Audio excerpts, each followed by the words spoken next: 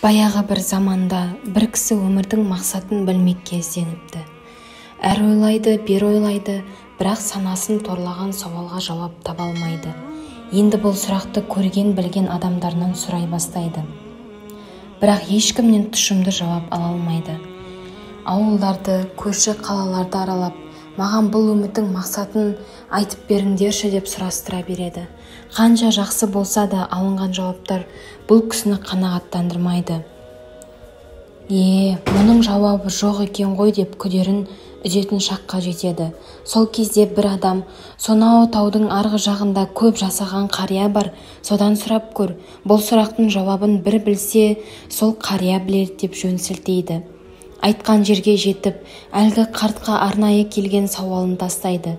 Сонда ақсақал: «Шырағым, бұл сұрағыңа жауап беремін.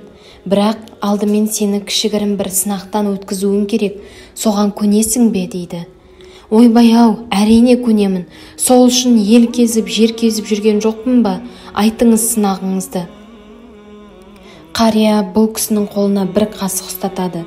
Сөйтеді де оның бетіне дейін шүлпілдетіп зәйтүн майын құйып береді. «Енді сен осыны ұстап, мына бақшаны бір айналып келесің. Бірақ байқа, қасықтан бір тамшы май төгіліп кетсе, сынақтан құлағаның» деп ескертіп қояды. Жолаушы жақсы деп келіседі де бақшаны айналып кете барады. Біраз уақыттан соң қайтып келеді.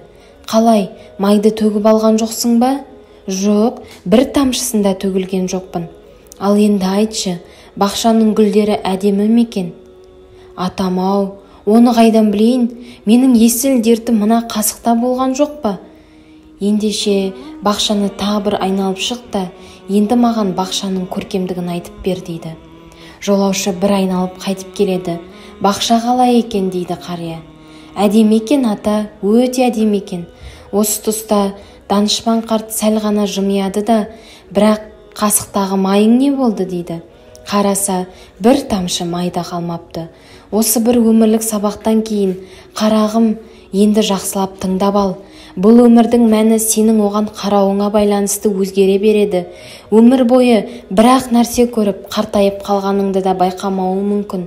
Сондай-ақ бұл дүниенің барлық ажайыптарына таң қалып, оны жаратушының шеберлігіне таң қалып, ағып жатқан уақытыңа мән бермеуің мүмкін. Біле білсең, бұл өмірдің мәні сенің оған көз қарасыңа жасырылып қойған» дейді данагөй қария.